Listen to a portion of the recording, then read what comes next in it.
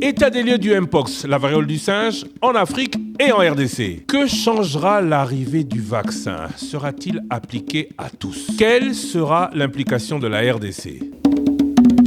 Face à face spécial, je reçois ce vendredi 6 septembre, après le journal de 19h, le docteur Jean Kaséa, directeur général de CDC Africa. Rediffusion samedi 7 septembre, après le journal de minuit, après le journal de 7h. 19 000 cas, 650 morts, 60% des contaminations pour les enfants qui n'ont pas de vaccin. Une létalité de 1 sur 30. Nous recevons aujourd'hui, bonjour docteur Jean Kaséa. Bonjour Christian Sakouane. Le directeur général du Center for Disease Control and Prevention, ça c'est en anglais, Centre de contrôle et de prévention des maladies, CDC Africa. Bienvenue au Congo, je sais que vous venez d'Éthiopie, où votre siège est installé, mais vous avez, semble-t-il, ces dernières semaines fait le tour du monde. C'est vous qui lancez l'état d'urgence sanitaire autour de la variole du singe, Mpox. Ouais. Alors vous venez cette fois-ci avec de bonnes nouvelles, enfin, on va voir si ce sont vraiment de bonnes nouvelles. L'arrivée de 100 000 doses de vaccins, insuffisant nous disent certains. Alors on voudrait, avant de commencer, que vous nous fassiez la mise à jour de la situation Mpox dans le monde et en Afrique. Aujourd'hui, on en est où? La situation, elle n'est pas terrible. Mpox continue d'évoluer et aujourd'hui, nous avons présenté les données de la semaine d'avant à cette semaine. Nous avons 5 000 nouveaux cas de Mpox en Afrique. Nous avons 3 000 nouveaux cas en RDC. Et rien que cette semaine, nous avons pu avoir 23 décès de plus. Et pour moi, un décès, c'est toujours un décès de trop. Je pense qu'en Afrique et particulièrement au Congo, nous ne devons pas banaliser. Depuis que Mpox a commencé, on en est déjà à 632 décès. C'est énorme. Je disais tout à l'heure 650, c'est 632. En RDC. 650 pour toute l'Afrique. Oui. Donc c'est clair que le Mpox tue plus en RDC qu'ailleurs sur le continent. 98% des décès de Mpox, c'est en RDC. Pourquoi plus chez nous qu'ailleurs? Pour plusieurs raisons. Et notre population doit être informée que nous parlons d'un virus. Et la particularité d'un virus, c'est la mutation. Mpox, la variole des singes, a été découverte la première fois en 1970, comme on dit ici en 1970 au Congo. Mais c'était une maladie qui était devenue endémique. Et donc, on n'avait pas beaucoup de problèmes sur ça. Mais on a vu qu'en 2022, il y a eu une première mutation qui a créé une grosse épidémie en Europe et aux États-Unis. En Europe et aux États-Unis. En Europe et aux États-Unis.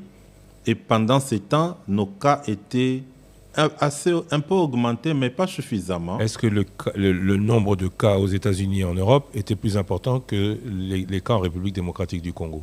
Le nombre de cas à l'époque était plus important qu'en RDC, en 2022 et 2023. Que s'est-il passé ailleurs qui est fait qu'on ne parle pas de Mpox là-bas comme on en parle aujourd'hui chez nous? Effectivement, c'est ce que moi j'appelle l'injustice des pays occidentaux.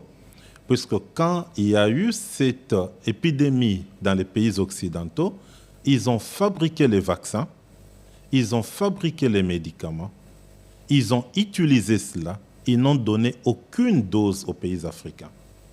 Donc, de mai 2022 à juin 2023, quand l'OMS avait déclaré l'urgence internationale, ces vaccins ont été fabriqués et utilisés.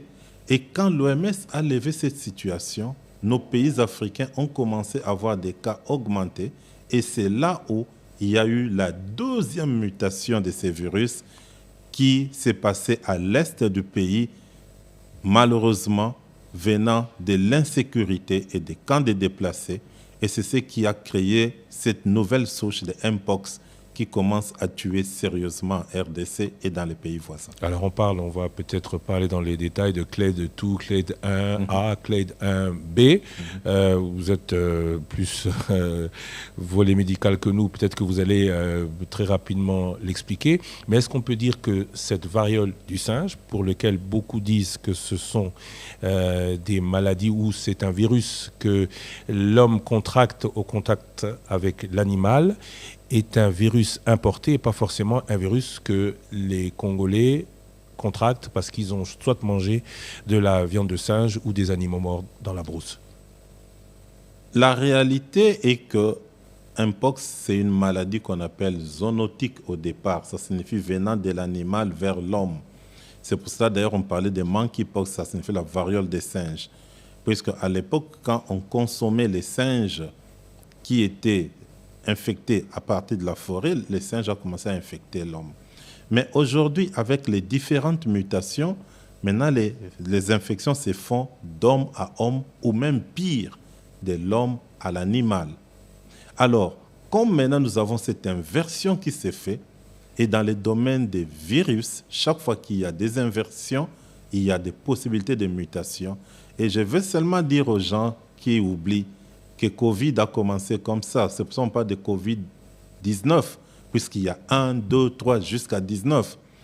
Et quand il y a eu cette mutation qui a donné cette forme létale de 19, que les gens étaient surpris. Et moi, je ne veux pas être surpris en tant que directeur général d'Africa CDC de voir que nous allons vers une situation catastrophique. Nous allons vers une situation catastrophique, particulièrement en République démocratique du Congo, parce que, et ça c'est un constat, qui dit variole du singe dit surtout variole. Dans les années 80, la vaccination qu'on appelait ici Manguele contre la variole ayant été suspendue, les Congolais sont plus fragiles par rapport à cette variole du singe que quand ils étaient vaccinés?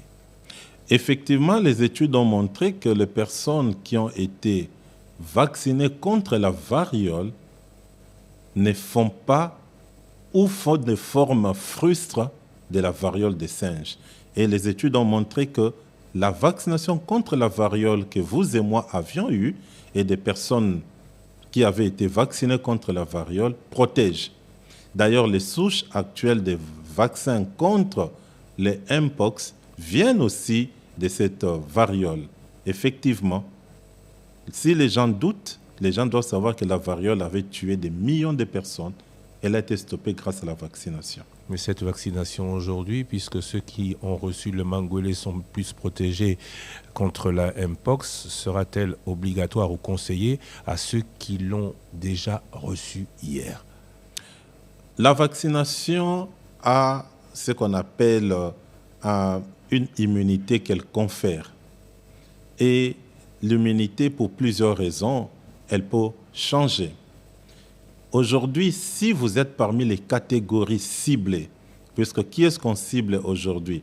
Les personnes qui sont tombées malades, les contacts des personnes qui sont tombées malades, les infirmiers qui travaillent dans les hôpitaux et qui touchent les malades, les travailleurs de sexe, puisqu'on s'est rendu compte que la proportion, et il y a une proportion importante des transmissions sexuelles, mais aussi les femmes enceintes qui transmettent les virus à leurs bébés.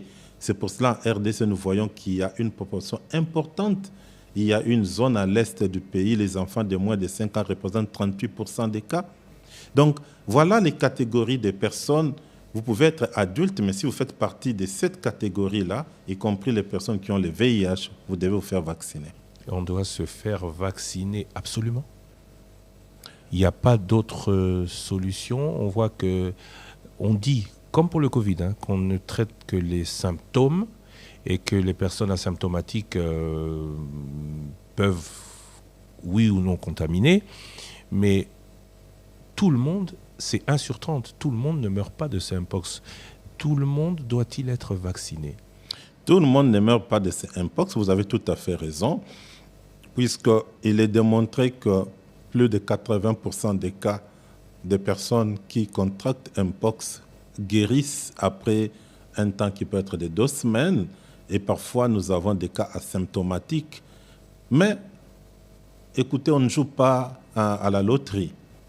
et on ne sait pas ce que l'on a déjà.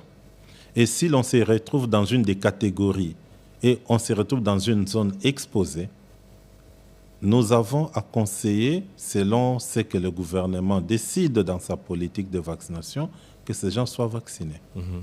La vaccination aussi, comme on nous le disait il y a 5 ans, pour créer immunité collective, oui ou non? Oui, effectivement, la vaccination contribue à créer cette immunité collective. Et celui qui est tombé malade, peut-il recontracter cette maladie? Nous avons beaucoup de changements qui se passent avec Mpox. Il y a des choses que hier j'allais vous dire non, qu'aujourd'hui je vous dis oui ou peut-être. Je vous donne un exemple. La forme normale de Mpox commençait avec des symptômes généraux. Après quelques jours, on voit les éruptions cutanées. Mais aujourd'hui, nous avons l'inversion. On peut commencer avec les formes cutanées sans avoir de symptômes généraux. Aujourd'hui, on peut avoir directement une forme grave qui peut conduire à la mort sans qu'on ait vu comment les choses évoluent. Donc, nous sommes en train de faire beaucoup d'études pour comprendre. Et je vais dire une chose, Christian, que nous n'avons pas une épidémie de Mpox. Nous avons 4 épidémies en une, puisque chaque variante de Mpox constitue en soi une épidémie. Voilà ce qui rend ces Mpox compliqués. Il y a 3 variants? 4 variantes. Ah, Clyde, je connaissais le Clyde 2, le Clyde 1A, le Clyde 1B. 2A, 2B. 2A, 2B, avec le plus virulent, le 1B, le tout nouveau, qui sévit particulièrement à l'Est. C'est le tout nouveau. On croise les doigts qu'il n'y en ait pas un autre qui apparaisse. L'actualité, c'est que la province du Sud-Kivu est l'épicentre de ce nouveau variant. Près de 5000 cas recensés dans cette province de l'Est de la République démocratique du Congo. 31 décès enregistrés. Alors vous dites vaccin, je vais y arriver. Mais avant que l'on parle de ce cas spécifique de la République démocratique du Congo, à part nous, combien de pays sont touchés? Nous avons 14 pays qui sont touchés. Autour de nous, de notre fait ou en règle générale?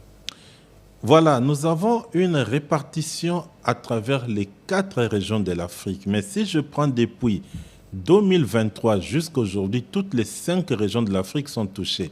En Afrique du Nord, nous avions eu des cas en Égypte et au Maroc. Mais même si depuis 2024, ils n'ont pas encore notifié. Mais actuellement, en Afrique australe, nous avons des pays comme l'Afrique du Sud qui sont touchés. En Afrique de l'Est, nous avons des pays que vous connaissez comme le Burundi, le Rwanda, le Kenya, l'Ouganda. À cause de nous ou de leur propre chef aussi? C'est vrai qu'en Afrique de l'Est, l'infection est partie de la RDC, surtout avec l'insécurité. Et comme je vous ai dit, le CLED 1B est sorti de l'insécurité de l'Est du pays. Et vous connaissez tous les mouvements de population à l'est du pays. Et donc en Afrique de l'Ouest, on a aussi des cas. Afrique de l'Ouest, Afrique australe, Afrique de l'Est. Afrique centrale. Afrique centrale. Et état d'urgence sanitaire seulement pour nous, pourquoi? Non, l'état d'urgence sanitaire, c'est pour toute l'Afrique. Et moi, je dirige l'Afrique, je ne dirige pas seulement la RDC. Et l'état sanitaire, c'est pour que tous les pays africains qui sont touchés puissent avoir un plan de réponse. Ceux qui ne sont pas encore touchés puissent avoir un plan de préparation. Et maintenant, après notre déclaration sur l'état d'urgence au niveau africain, l'OMS, au niveau global, a déclaré un état d'urgence au niveau international, puisque nous avons des pays autres que des pays africains qui sont touchés. Alors, on parle de l'arrivée du premier lot de vaccin en République démocratique du Congo, 100 000 doses. Alors, il faut savoir que c'est un vaccin danois. 100 000 doses, ce n'est que pour 50 000 personnes. C'est 2 fois 50 000 doses. On ne va vacciner que 50 000 personnes. Il y a un deuxième lot de 100 000 doses aussi. On ne doit vacciner que 200 000 personnes ou à terme, on veut vacciner 3 millions de personnes au total? On veut vacciner même plus que ça.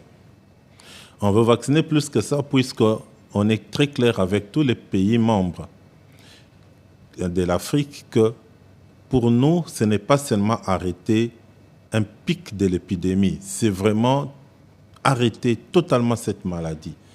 Les Occidentaux l'ont arrêté. Et je tiens ici à dire à notre population que le même vaccin que les Occidentaux nous avaient refusé par égoïsme, Ce même vaccin, c'est ce que nous avons pu arracher pour venir vacciner les Africains. Donc, c'est le même standard de qualité. Et si ce vaccin a vacciné 1 200 000 Américains, plus de 2 millions d'Européens, ce vaccin va aussi vacciner les Africains. Mais nous avons besoin de beaucoup plus de doses. Et vous avez entendu, j'ai parlé de 10 millions de doses. Et ces 10 millions de doses, je ne veux pas que ce soit fabriqué en Occident. Voilà pourquoi nous avons poussé les compagnies qui fabriquent, une seule compagnie qui fabrique ces vaccins, de faire les transferts de technologies en Afrique. Et nous allons commencer à les fabriquer à partir de l'Afrique, à partir de février 2025. Vous dites une seule compagnie, moi je sais qu'il y en a deux. Il y a une nordique, Bavaria Nordique du Danemark, mais aussi un vaccin japonais qui, lui, ne nécessite pas de dose. Alors quand vous dites que l'un va transférer la technologie vers l'Afrique, c'est qui, les Danois ou les Japonais? Les Danois, nous avons déjà un accord que nous avons conclu avec eux, puisqu'en transférant la technologie, nous réduisons les coûts de plus de 90% et nous augmentons la quantité. Et nous assurons aussi aux Africains que c'est un produit africain qui est fabriqué sur le sol africain, mais qui est de qualité internationale. Plus de 2 millions de vaccinés en Europe, 1 million aux États-Unis. 1 200 000 personnes vaccinées aux États-Unis. À quelle période? À partir de 2022 à 2023. Pourtant, on n'en a pas beaucoup fait état. Comment vous expliquez cela? On n'en a pas beaucoup fait état en Afrique, puisque beaucoup de personnes ne voulaient pas qu'on en fasse état en Afrique. Pourquoi faire état en Afrique si eux, ils voulaient conserver leur vaccin? C'est pour cela que nous avons commencé à faire du bruit en Afrique. On a pris ces problèmes de façon la plus sérieuse. C'est pour cela que nous avons décidé de déclarer cette situation d'état sanitaire en Afrique. Et on a été suivi maintenant par tout le monde. Et c'est une obligation. Et je leur dis qu'ils sont obligés de venir travailler avec nous pour que nous puissions arrêter cette maladie. Alors, parlons du vaccin. Vous savez que dès qu'on parle vaccin chez nous, quand ce n'est pas vieux vaccin, on se pose la question de savoir si c'est un vaccin qui est, avec toutes les polémiques, vous rappelez-vous du Covid, pas particulièrement là pour faire mal à l'Afrique. Le vaccin s'appelle le MVABN. S'agit-il oui ou non d'un nouveau vaccin? On sait qu'il y a, vous avez dit, le Clade 1A et B, le Clade 2A et B. Est-ce qu'aujourd'hui, le vaccin qu'on propose à l'Afrique, c'est un nouveau vaccin ou c'est un vaccin qui a été déjà testé? Si oui, où, sur qui et quand? Ce n'est pas un nouveau vaccin. Ce vaccin existe depuis 2022. Ce même vaccin a vacciné les Américains, les Européens, les Asiatiques, les Australiens. C'est le même vaccin que nous amenons pour vacciner les Africains. Et donc, il faut que nos frères et sœurs de l'Afrique, et particulièrement de la RDC, se disent une chose. Nous gérons la santé de tous les Africains, non pas pour faire mal aux Africains, mais pour faire en sorte qu'ils soient en très bonne santé. Et nous n'accepterons jamais un produit qui n'est pas aux normes et standards de qualité. Testé où? Sur qui? Vous dites en Europe, aux États-Unis. Sur qui? Sur les malades ou sur les personnes autour des malades? Sur les malades, sur les contacts des malades qui n'avaient pas encore présenté de maladie, mais pour le préserver. Sur le personnel de santé qui prenaient en charge ces malades-là. Sur les personnes qui ont des problèmes d'immunité, par exemple les gens qui avaient le VIH. Et tout cela ont reçu ces vaccins. Mais aujourd'hui, on parle toujours de variole du singe chez eux. Y a-t-il un résultat probant dans le temps où on observe encore ou on s'observe encore? Non, entre la période de mai 2022 jusqu'en juin 2023, on a vu plus de 98% des réductions des cas. C'est pour cela, d'ailleurs, on a levé l'état sanitaire international, d'urgence internationale, puisque maintenant, c'est un peu comme Covid aujourd'hui. On peut avoir 1 ou 2 cas de Covid, mais ce n'est plus une épidémie comme c'était avant. Ça signifie qu'il peut y avoir une souche clé de 2 qui circule ici et là en Occident, mais on n'a plus cette grosse épidémie qu'on a eue. Et c'est ce que nous voulons aussi avoir en Afrique. Il n'y a pas cette grosse épidémie, mais elle est là toujours présente, qui peut contaminer ceux qui ne seraient pas vaccinés. Pour éviter la contagion, pourquoi ne pas avoir là-bas vacciné plus que le 1 ou 2 millions dont vous faites mention? Je dois vous dire, par exemple, la France a ouvert des centres de vaccination. Aujourd'hui, plus de 200 centres de vaccination contre Mpox. Je dois vous dire qu'au Canada, on offre Mpox maintenant à tous les élèves qui veulent se faire vacciner et à toutes les personnes. Et c'est le même cas dans beaucoup de pays occidentaux. La vaccination Mpox continue avec le même vaccin que nous allons utiliser. Vous parlez des élèves, mais on dit que ce vaccin n'est pas destiné aux enfants. La réalité est que quand ces vaccins avaient été initialement développés, c'était pour les 18 ans et plus. Et ils ont fait, dans les vaccinations en Occident, on a vu que ces vaccins protégeaient des 12 ans et plus. Et actuellement, il y a des recherches qui montrent que ces vaccins protègent des 2 ans et plus. Donc, ça commence à devenir une norme pour utiliser ces vaccins chez une bonne couche de population. En RDC, le gouvernement va prendre la décision selon toutes les données disponibles et selon la quantité de vaccins pour savoir qui faut-il vacciner en priorité.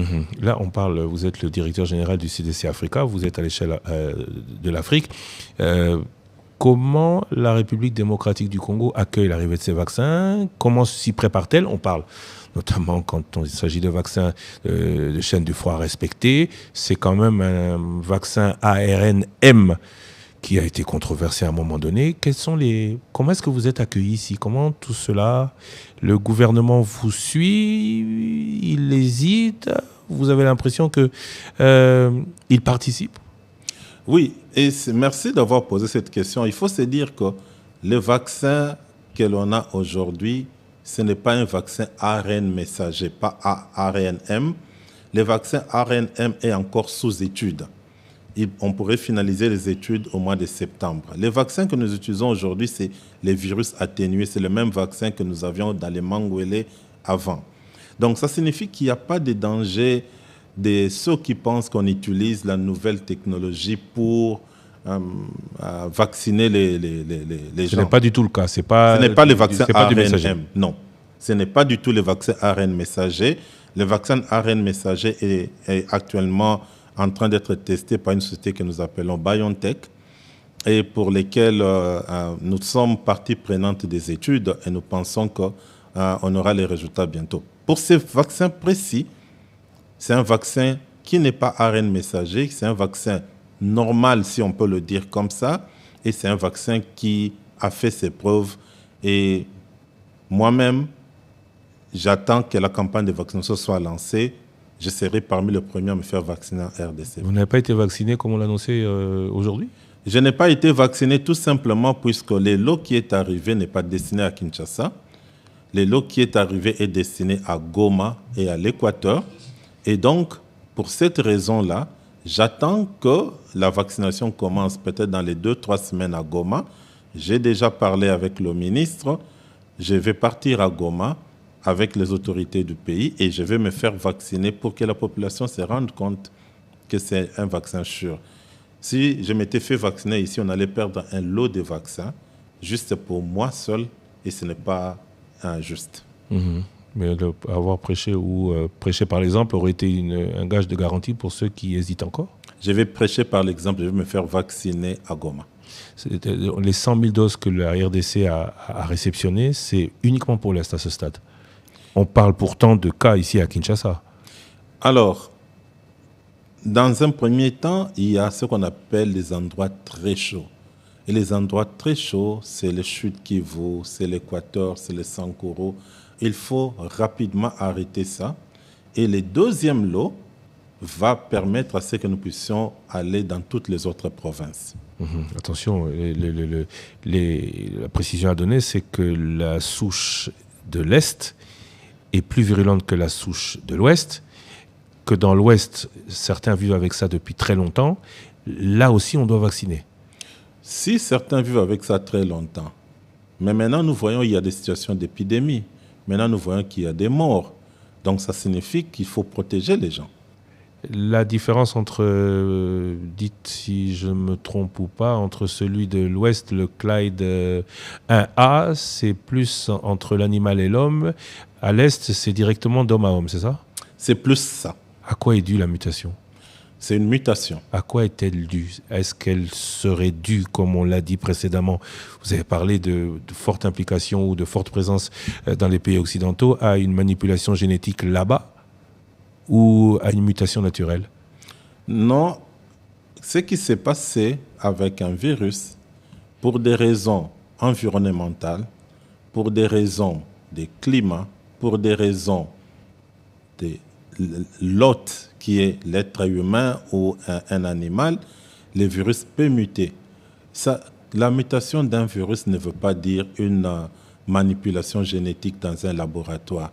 Tous les médecins, tous les virologistes le savent qu'un virus mute. Et nous avons donné l'exemple de plusieurs virus dans le passé, même Covid récemment, et aujourd'hui Mpox. La mutation est arrivée à l'est du pays à cause de tous les brassages, à cause de tous les changements qui se sont passés.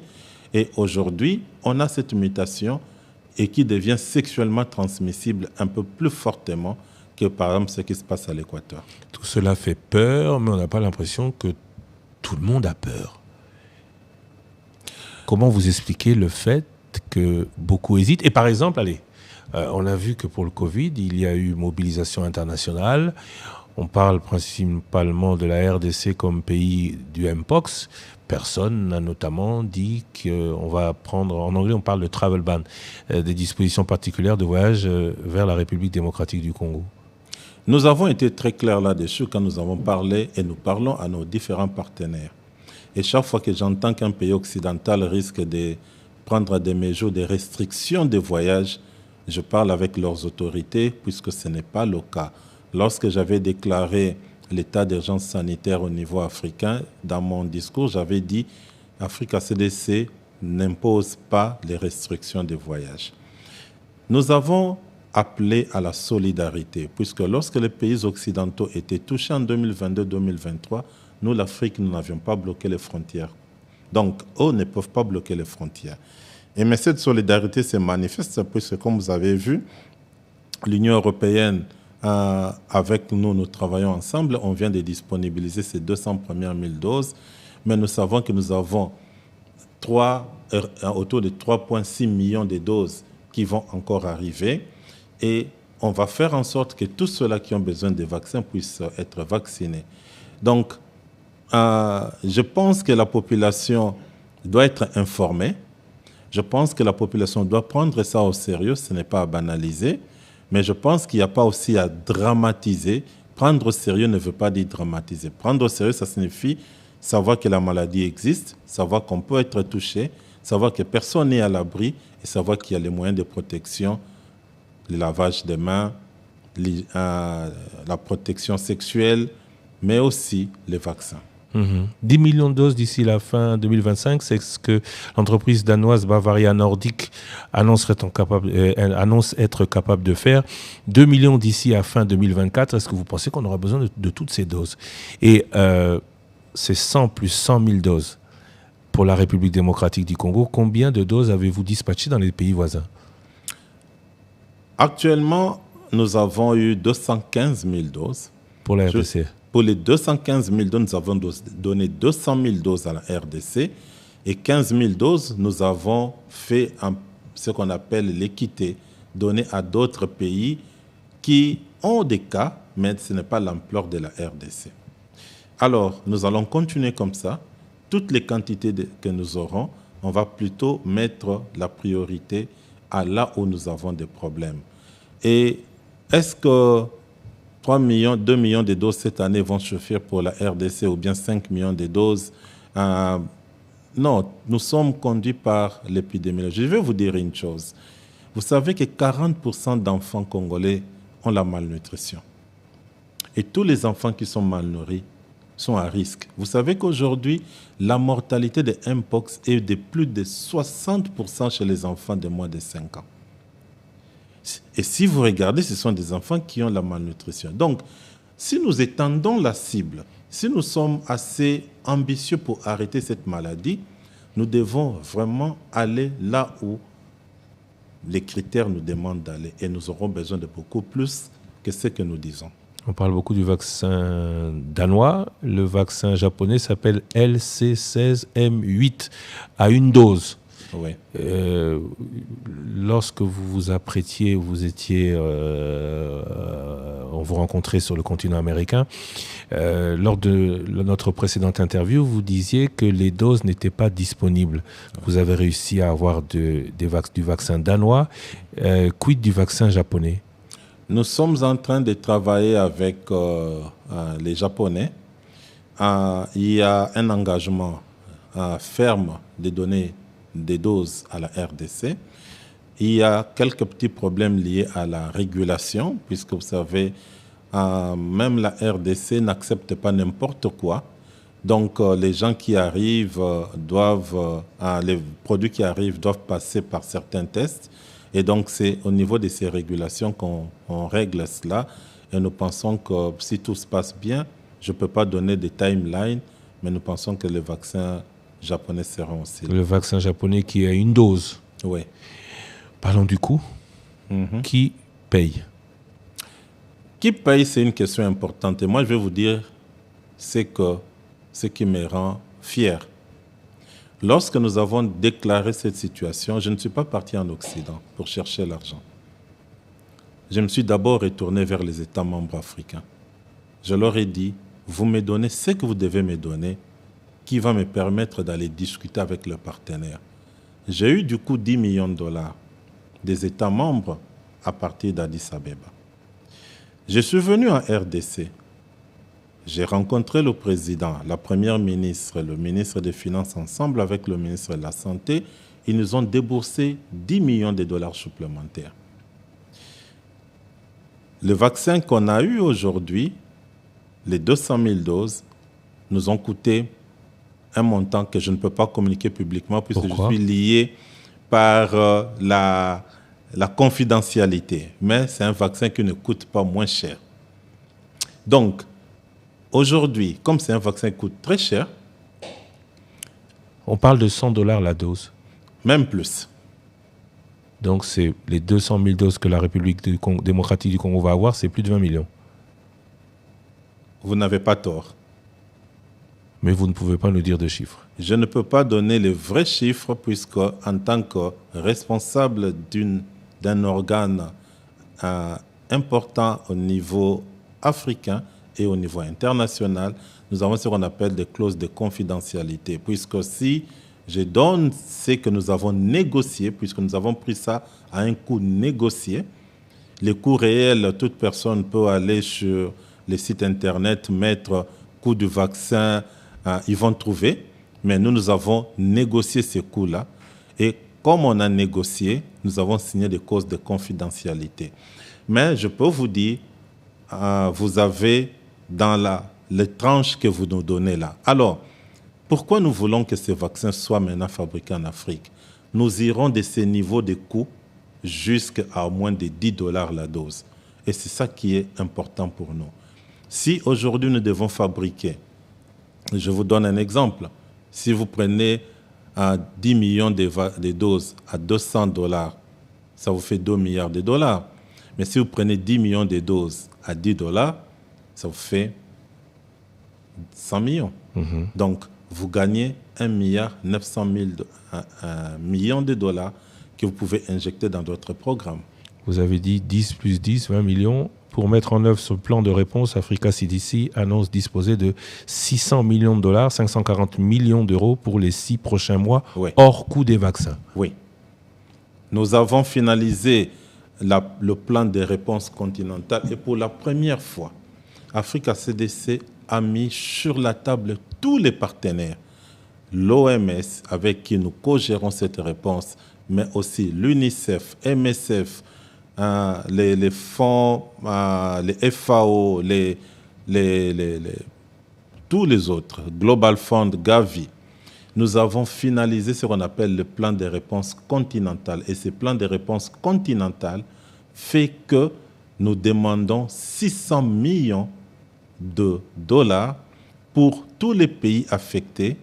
Et nous avons déjà de très bons engagements. Et je peux vous dire que nous avons commencé à récolter des fonds avec cet appel.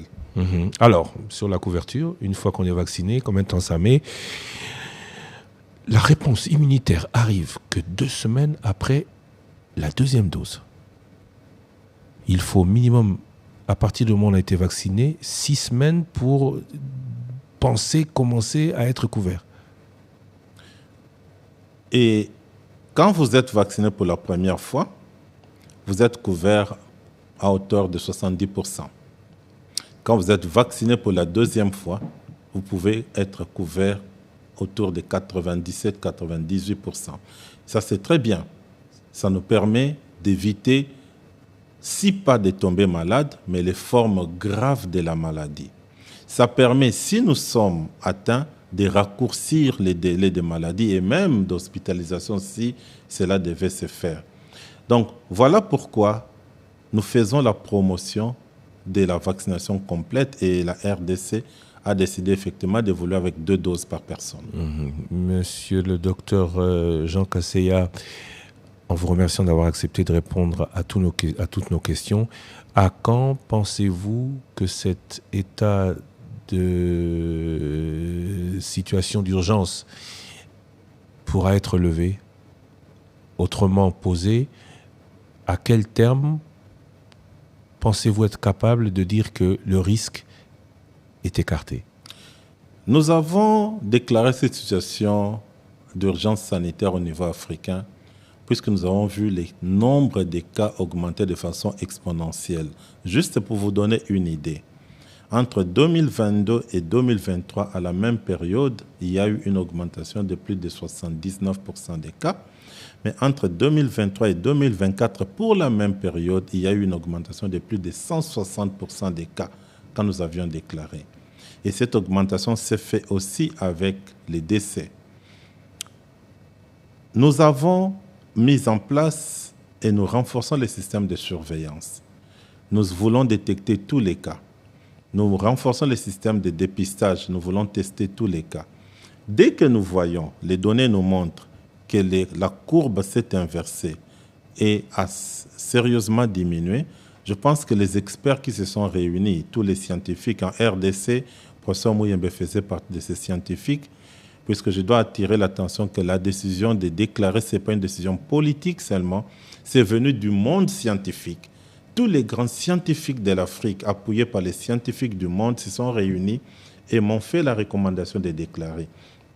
Donc, nous allons répartir vers eux avec toutes les données, ils vont analyser et s'ils me font la recommandation de lever cet état-là, je vais lever ça. Ma question c'était à quel terme pouvons-nous espérer que cela soit? 6 mois, 3 mois? Aussi, vous me demandez, moi je vais vous dire même dans les prochains 3 mois. Vous savez, en 3 semaines, je suis venu en RDC 4 fois. En 2 semaines, j'ai vu le président de la République 2 fois. J'ai vu toutes les autorités. Et je peux vous dire, je reviens de Bali, en Indonésie, pour essayer de ramener tous nos partenaires ensemble. Je voudrais, avec tous les efforts que nous faisons, arrêter cette épidémie le plus rapidement possible. J'espère qu'on va le faire. Je ne peux pas donner un temps, mais je vais seulement dire que nous faisons de notre mieux pour que le pays, la RDC et les autres pays puissent avoir tout l'appui pour arrêter ça rapidement.